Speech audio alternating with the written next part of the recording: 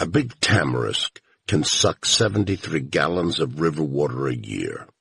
For $2.88 a day plus water bounty, Lolo rips tamarisk all winter long. 10 years ago, it was a good living. Back then, tamarisk shouldered up against every riverbank in the Colorado River Basin, along with cottonwoods, Russian olives, and elms. 10 years ago, towns like Grand Junction and Moab thought they could still squeeze life from a river. Lolo stands on the edge of a canyon. Maggie, the camel, his only companion. He stares down into the deeps. It's an hour's scramble to the bottom. He ties Maggie to a juniper and starts down, boots skiing a gully. A few blades of green grass sprout neon around him, piercing juniper-tagged snow clods. In the late winter, there is just a beginning surge of water down in the deeps. The ice is off the river edges. Up high, the mountains still wear their ragged snow mantles. Lolo smears through mud and hits a channel of scree, sliding and scattering rocks. His jugs of tamarisk poison gurgle and slosh on his back. His shovel and rock bar snag on occasional junipers as he skids by. It will be a long hike out, but then that's what makes this patch so perfect. It's a long way down, and the riverbanks are largely hidden. It's a living.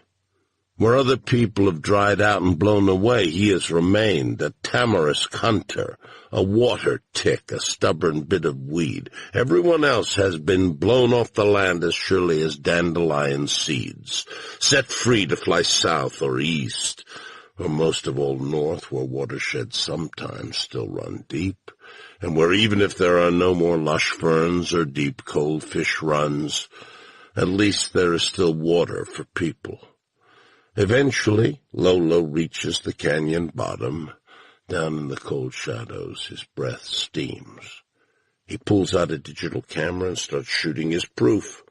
The Bureau of Reclamation has gotten uptight about proof. They want different angles on the offending tamarisk. They want each one photographed before and after, the whole process documented, GPSed, and uploaded directly by the camera. They want it done on site, and then they still sometimes come out to spot check before they calibrate his head gate for water bounty. But all their due diligence can't protect them from the likes of Lolo. Lolo has found the secret to eternal life as a tamarisk hunter. Unknown to the Interior Department and its Boo-Rec subsidiary, he has been seeding new patches of tamarisk, encouraging vigorous brushy groves in previously cleared areas.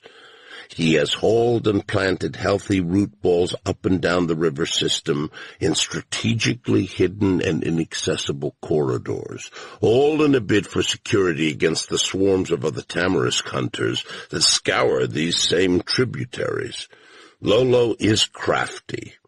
Stands like this one, a quarter-mile long and thick with salt-laden tamarisk, are his insurance policy. Documentation finished, he unstraps a folding saw along with his rock bar and shovel and sets his poison jugs on the dead salt bank. He starts cutting, slicing into the roots of the tamarisk, pausing every 30 seconds to spread garland 4 on the cuts, poisoning the tamarisk wounds faster than they can heal. But some of the best tamarisk, the most vigorous, he uproots and sets aside for later use. $2.88 a day plus water bounty. It takes Maggie's rolling, bleeding camel stride a week to make it back to Lolo's homestead. They follow the river, occasionally climbing above it onto the cold mesas and wandering off into the open desert in a bid to avoid the skeleton sprawl of empty towns. Guardy choppers buzz up and down the river like swarms of angry yellow jackets, hunting for Porto pumpers and wildcat diversions. They rush overhead in a wash of beaten air and gleaming National Guard logos. Lolo remembers a time when the Guardies traded pot shots with people down on the riverbanks, tracer fire and machine gun chatter echoing in the canyons. He remembers the glorious hiss and arc of a Stinger missile as it flashed across the Red Rock Desert and blue sky and burned a chopper where it hovered. But that's long in the past. Now Guardy patrols skim up the river unmolested. Lolo tops another mesa and stares down at the familiar landscape of an eviscerated town, its curving streets and subdivision cul-de-sacs, all sitting silent in the sun. At the very edge of the empty town, 1-acre ranchettes and snazzy 5,000-square-foot houses with dead-stick trees and dust-hill landscaping fringe a brown tumbleweed golf course. The sand traps don't even show anymore. When California put its first calls on the river, no one really worried. A couple of towns went begging for water. Some idiot newcomers with bad water rights stopped grazing their horses, and that was it. A few years later, people started showering real fast, and a few after that, they showered once a week. And then people started using the buckets. By then, everyone had stopped joking about how hot it was. It didn't really matter how hot it was. The problem wasn't lack of water or an excessive heat, not really. The problem was that 4.4 million acre-feet of water were supposed to go down the river to California. There was water. They just couldn't touch it. They were supposed to stand there like dumb monkeys and watch it flow on by. Lolo!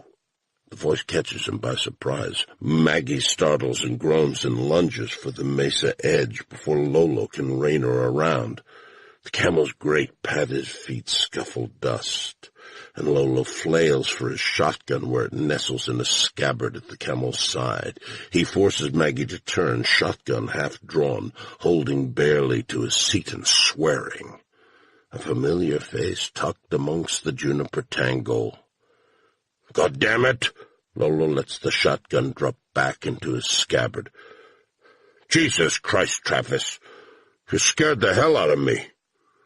Travis grins. He emerges from amongst the juniper's silver bark rags, one hand on his gray fedora, the other on the reins as he guides his mule out of the trees. Surprised? I could have shot you. Don't be so jittery. There's no one out here except us water ticks.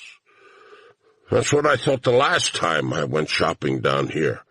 I had a whole set of new dishes for Annie, and I broke them all when I ran into an ultralight parked right in the middle of the main drag. Meth flyers. Beats the hell out of me. I didn't stick around to ask. Shit. I'll bet they were as surprised as you were.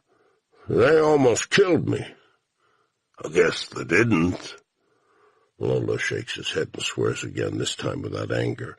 Despite the ambush, he's happy to run into Travis. It's lonely country, and Lolo's been out long enough to notice the silence of talking to Maggie. They trade ritual sips of water from their canteens and make camp together. They swap stories about Boo Wreck and avoid discussing where they've been ripping tamarisk, and enjoy the view of the empty town far below with its serpentine streets and quiet houses and shining, untouched river. It isn't until the sun is setting and they've finished roasting a magpie that Lolo finally asks the question that's been on his mind ever since Travis's sun-baked face came out of the tangle. It goes against etiquette, but he can't help himself. He picks magpie out of his teeth and says, I thought you were working downriver. Travis glances sidelong at Lolo, and in that one suspicious, uncertain look, Lolo sees that Travis has hit a lean patch. He's not smart like Lolo. He hasn't been reseeding. He's got no insurance. He hasn't been thinking ahead about all the competition and what the Tamarisk endgame looks like. And now he's feeling the pinch. Lolo feels a twinge of pity. He likes Travis. A part of him wants to tell Travis the secret, but he stifles the urge. The stakes are too high. Water crimes are serious now, so serious Lolo hasn't even told his wife, Annie, for fear of what she'll say. Like all the most shameful crimes, water theft is a private business, and the scale Lolo works, forced labor on the straw, is the best punishment he can hope for. Travis gets his hackles down over Lolo's invasion of his privacy and says, I had a couple of cows that was running up here, but I lost them. I think something's got them. Long way to graze cows. Yeah, well, down my way, even the sagebrush is dead. Big Daddy Drought's doing a real number on my patch. He pinches his lip, thoughtful. Oh, wish I could find those cows. They probably went down to the river. Travis sighs. Then the Guardies probably got 'em. Probably shot 'em from a chopper and roasted 'em. Californians. They both spit at the word. The sun continues to sink. Shadows fall across the town's silent structures. The rooftops gleam red, a ruby cluster decorating the blue river necklace. You think any stand's worth pulling down here? Travis asks. You can go down and look, but I think I got it all last year. And someone had already been through before me, so I doubt much is coming up. Shit. Well, maybe I'll go shopping. Might as well get something out of this trip. There sure isn't anyone to stop you. As if to emphasize the fact, the thud-thwop of a Guardy chopper breaks the evening silence. The black fly dot of its movement barely shows against the darkening sky. Soon it's out of sight, and the cricket chirps swallow the last evidence of its passing. Travis laughs. Remember when the Guardies said they'd keep out looters? I saw them on TV with all their choppers and Humvees, and them all saying they were going to protect everything until the situation improved. He laughs again. You remember that? All them driving up and down the streets. I remember. Sometimes I wonder if we shouldn't have fought them more. Annie was in Lake Havasu City when they fought there. You saw what happened. Lolo shivers. Anyway, there's not much to fight once they blow up your water treatment plant. If nothing's coming out of your faucet, you might as well move on. Yeah, well, sometimes I think you still gotta fight, even if it's just for pride. Travis gestures at the town below, a shadow movement. I remember when all that land down there was selling like hotcakes, and they were building shit as fast as they could ship in lumber. Shopping malls and parking lots and subdivisions, anywhere they could scrape a flat spot. We weren't calling it Big Daddy Drought back then. 45,000 people, and none of us had a clue. And I was a real estate agent. Travis laughs, self-mocking sound that ends quickly. Sounds too much like self-pity for Lolo's taste. They're quiet again, looking down at the town wreckage. I think I might be heading north, Travis says finally. Lolo glances over surprised. Again, he has the urge to let Travis in on his secret, but he stifles it. And do what? Big fruit, maybe. Maybe something else. Anyway, there's water up there. Lolo points down at the river. There's water. Not for us, Travis pauses. I gotta level with you, Lolo. I went down to the straw. For a second, Lolo's confused by the non sequitur. The statement is too outrageous, and yet Travis's face is serious. The straw? No kidding. All the way there? All the way there, he shrugs defensively. I wasn't finding any tamarisk anyway, and it didn't actually take that long. It's a lot closer than it used to be. Week out to the train tracks, and then I hopped a coal train and rode it right to the interstate, and then I hitched. What's it like out there? Empty. Trucker told me that California and the Interior Department drew up all these plans to decide which cities they'd turn off when. He looks at Lolo significantly. That was after Lake Havasu. They figured out they had to do it slow. They worked out some kind of formula, how many cities, how many people they could evaporate at a time without making too much unrest. Got advice from the Chinese from when they were shutting down their old communist industries. Anyway, it looks like they're pretty much done with it. There's nothing moving out there except highway trucks and coal trains and a couple of truck stops. And you saw the straw? Oh, sure, I saw it. Out toward the border. Big old mother. So big you couldn't climb on top of it. Flopped out on the desert like a damn silver snake, all the way to California. He spits reflexively. They're spraying with concrete to keep water from seeping into the ground, and they've got some kind of carbon fiber stuff over the top to stop the evaporation, and the river just disappears inside. Nothing but an empty canyon below it, bone dry. And choppers and Humvees everywhere, like a damn hornet's nest. They wouldn't let me get any closer than a half-mile on account of the eco-crazies trying to blow it up. They weren't nice about it either. What did you expect? I don't know. It sure depressed me, though. They work us out here and toss us a little water bounty, and then all that water next year goes right down into the big old pipe. Some Californian's probably filling his swimming pool with last year's water bounty right now.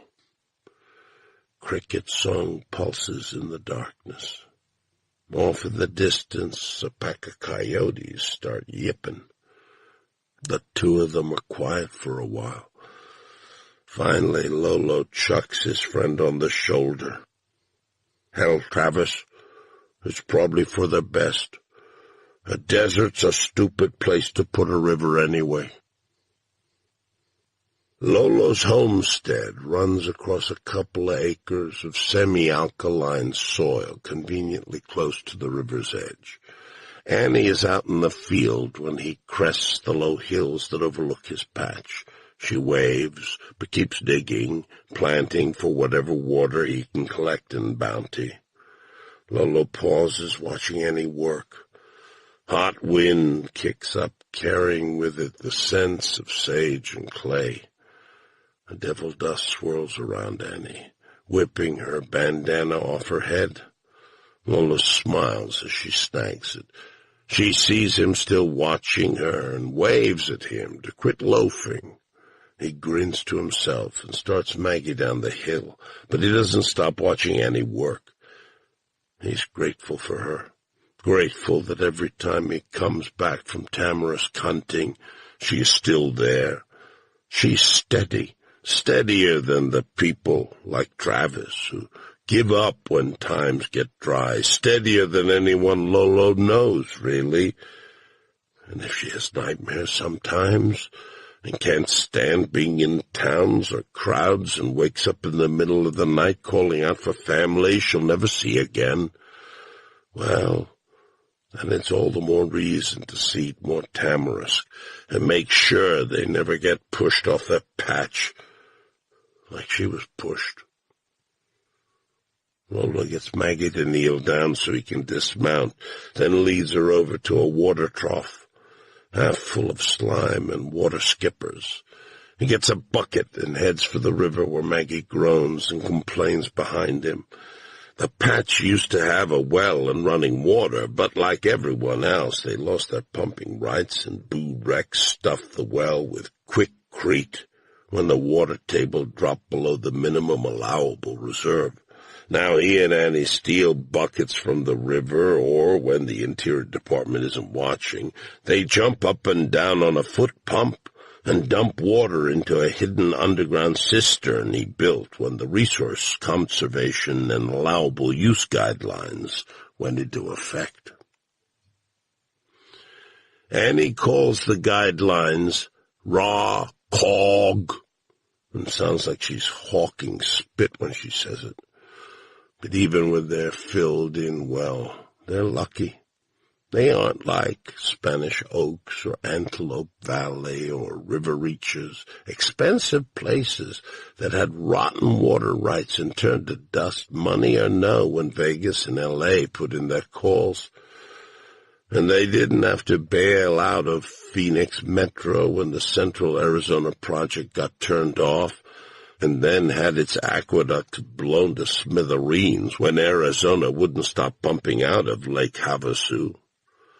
Pouring water into Maggie's water trough and looking around at this dusty patch with Annie out in the fields, Lolo reminds himself how lucky he is. He hasn't blown away. He and Annie are dug in. Callies may call them water ticks, but fuck 'em. If it weren't for people like him and Annie, they'd dry up and blow away the same as everyone else. And if Lolo moves a little bit of tamarisk around, well, the Callies deserve it, considering what they've done to everyone else. Finished with Maggie, Lolo goes into the house and gets a drink of his own out of the filter urn. The water is cool in the shadows of the adobe house. Juniper beams hang low overhead. He sits down and connects his Boo Rec camera to the solar panel they've got scabbed onto the roof. Its charged light blinks amber. Lolo goes and gets some more water. He's used to being thirsty, but for some reason he can't get enough today. Big Daddy Drought's got his hands around Lolo's neck today. Annie comes in, wiping her forehead with a tanned arm. "Don't drink too much water," she says. "I haven't been able to pump. Bunch of guardies around." "What the hell are they doing around? We haven't even opened our head gates yet." "They said they were looking for you." Lolo almost drops his cup. "They know. They know about his tamarisk receding. They know he's been splitting and planting root clusters, that he's been dragging big healthy chunks of tamarisk up and down the river. A week ago, he uploaded his claim on the Canyon Tamarisk, his biggest stand yet, almost worth an acre-foot in itself in water bounty. And now the guardies are knocking on his door. Lolo forces his hand not to shake as he puts his cup down. "They say what they want?" He's surprised his voice doesn't crack. "They just wanted to talk to you." She pauses. "They had one of those Humvees with the guns." Lolo closes his eyes, forces himself to take a deep breath. "They've always got guns. It's probably nothing. It reminded me of Lake Havasu, when they cleared us out, when they shut down the water treatment plant, and everyone tried to burn down the BLM office. It's probably nothing." Suddenly he's glad he never told her about his tamarisk hijinks. They can't punish her the same. How many acre-feet is he liable for? It must be hundreds. They'll want him all right. Put him on a straw work crew and make him work for life, repay his water debt forever. He's replanted hundreds, maybe thousands of tamarisk, shuffling them around like a card sharp on a poker table, moving them from one bank to another, killing them again and again and again, and always happily sending in his evidence. "It's probably nothing," he says again. "That's what people said in Havasu." Lolo waves out at their newly tilled patch. The sun shines down hot and hard on the small plot. "We're not worth that kind of effort." He forces a grin. "It probably has to do with those enviro-crazies who tried to blow up the straw. Some of them supposedly ran this way." It's probably that." Annie shakes her head unconvinced. "I don't know. They could have asked me the same as you." "Yeah, but I cover a lot of ground, see a lot of things. I'll bet that's why they want to talk to me. They're just looking for echo freaks." Maybe you're right. It's probably that." She nods slowly, trying to make herself believe. "Those enviros, they don't make any sense at all. Not enough water for people, and they want to give the river to a bunch of fish and birds." Lolo nods emphatically and grins wider. "Yeah, stupid." But suddenly he views the echo-crazies with something approaching brotherly affection. The Californians are after him, too. Lolo doesn't sleep all night. His instincts tell him to run. But he doesn't have the heart to tell Annie or to leave her. He goes out in the morning hunting tamarisk and fails at that as well. He doesn't cut a single stand all day. He considers shooting himself with his shotgun, but chickens out when he gets the barrels in his mouth. Better alive and on the run than dead. Finally, as he stares into the twin barrels, he knows that he has to tell Annie, tell her he's been a water thief for years, and that he's got to run north. Maybe she'll come with him. Maybe she'll see reason. They'll run together. At least they'll have that. For sure, he's not going to let those bastards take him off to a labor camp for the rest of his life. But the guardies are already waiting when Lolo gets back. They're squatting in the shade of their Humvee, talking. When Lolo comes over the crest of the hill, one of them taps the other and points. They both stand. Annie is out in the field again, turning over dirt, unaware of what's about to happen. Lolo reins in and studies the guardies. They lean against the Humvee and watch him back. Suddenly, Lolo sees his future. It plays out in his mind the way it does in a movie, as clear as the blue sky above. He puts his hand on his shotgun where it sits on Maggie's far side. The guardies can't see it. He keeps Maggie angled away from them and lets the camel start down the hill. The guardies saunter toward him. They've got the Humvee with a .50 caliber on the back, and they both got M16s slung over their shoulders. They're in full bulletproof gear, and they look flushed and hot. Lolo rides down slowly. He'll have to hit them both in the face.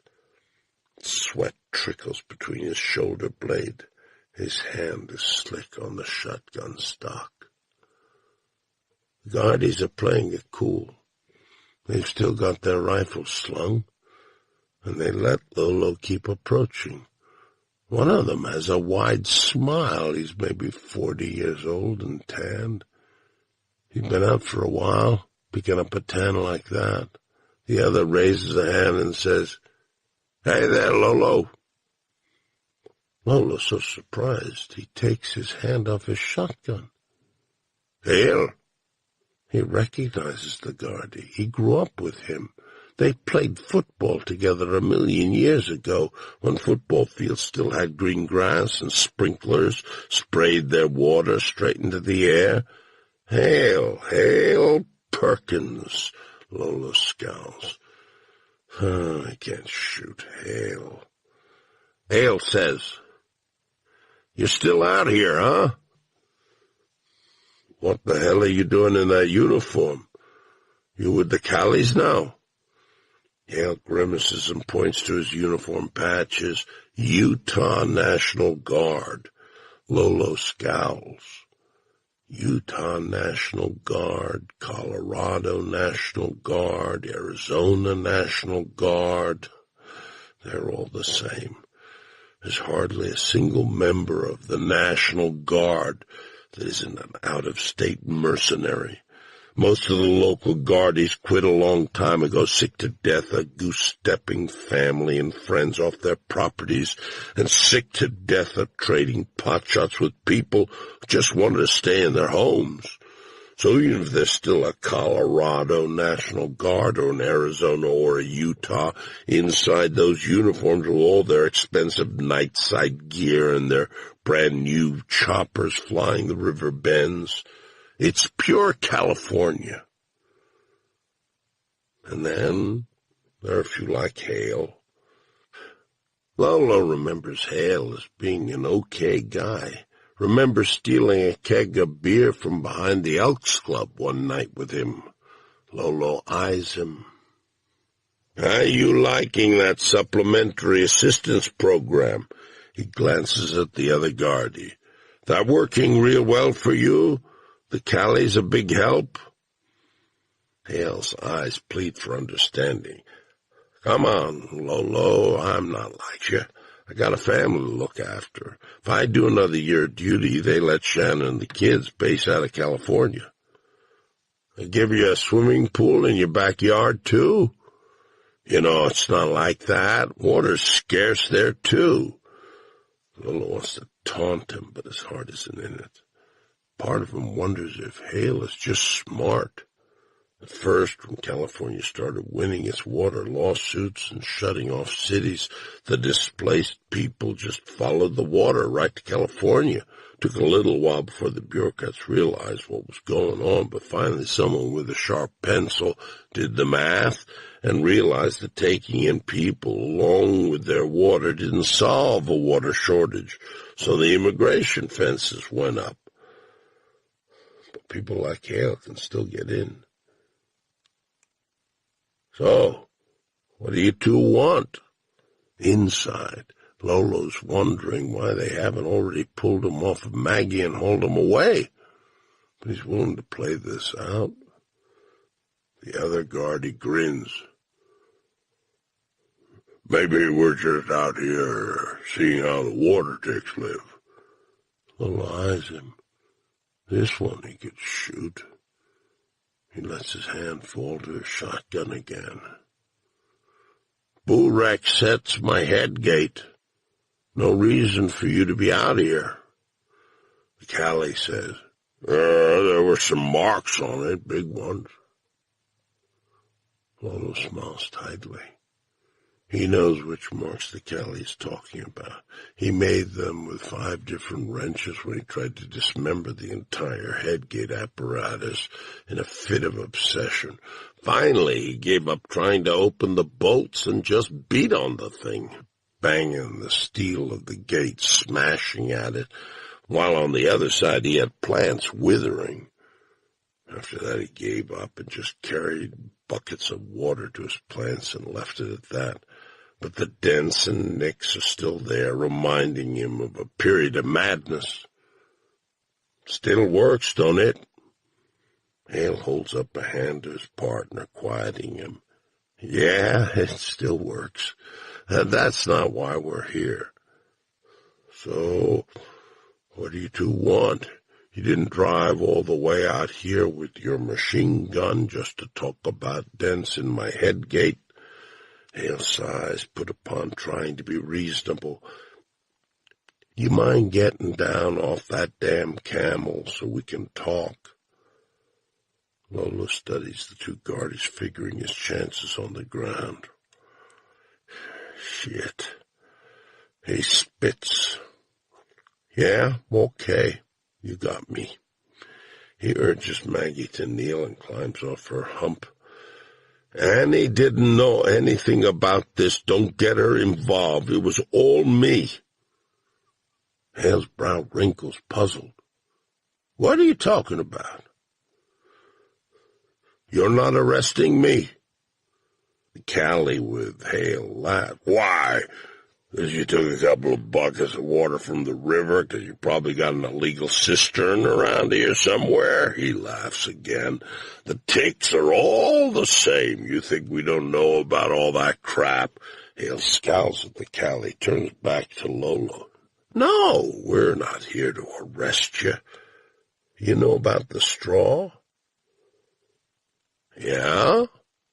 Lolo says it slowly, but inside he's grinning. Great weight is suddenly off him. They don't know. They don't know shit.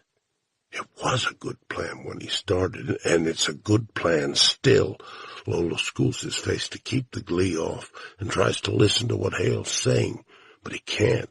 He's jumping up and down and gibbering like a monkey.